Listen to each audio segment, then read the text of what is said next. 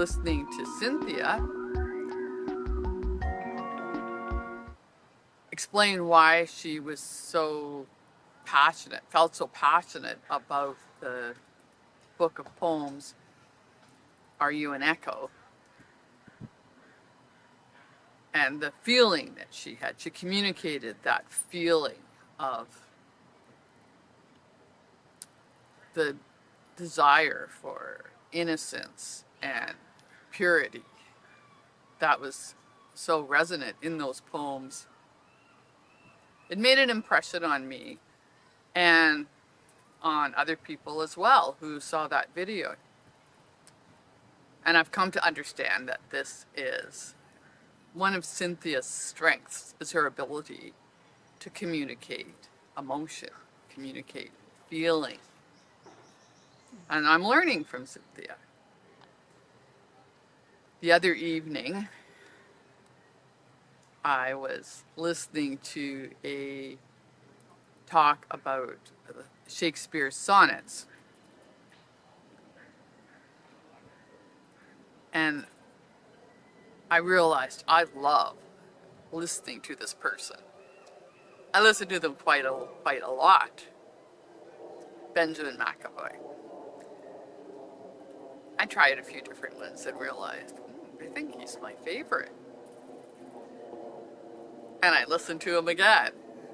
And it's the voice, the communicating, passion, interest.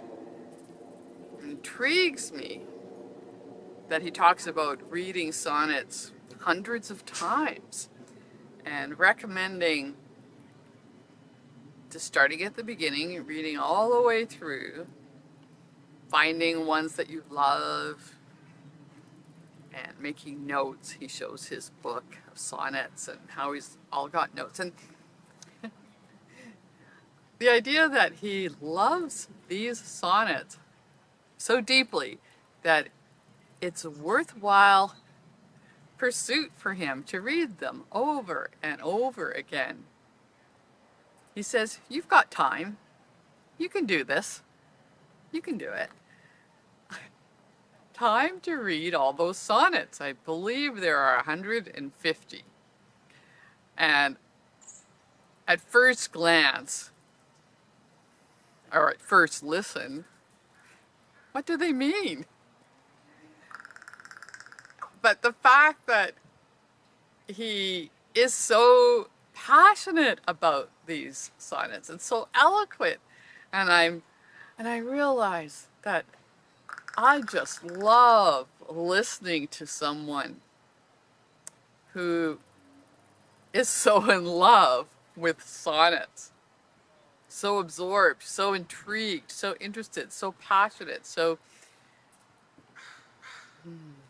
much clarity of expression, and communicates, and is there right in front of the camera talking to me about why I should study sonnets, find my favorites, read them over and over again, and telling me that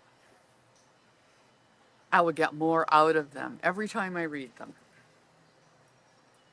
Then I thought, well, this is how Cynthia feels when she's listening to a British actor reading a sonnet, Elizabeth Barrett Browning or Shakespeare, and that yearning, that love, that desire to be like them, to sound like them, expressing something, the beauty, the emotion that's evident in her face and her being, in her voice. Well, this is what she feels. And it was the middle of the night when I was listening. I do that sometimes when I wake up and, okay, I'm just going to listen to Benjamin McEvoy talk about sonnets. And then that realization that at this point, it's not even so much that I'm interested in the sonnet, but I'm really interested that someone else who's, seems very attractive and well-spoken and intelligent, and they're so interested that it intrigues me It grabs me. And that's how I started.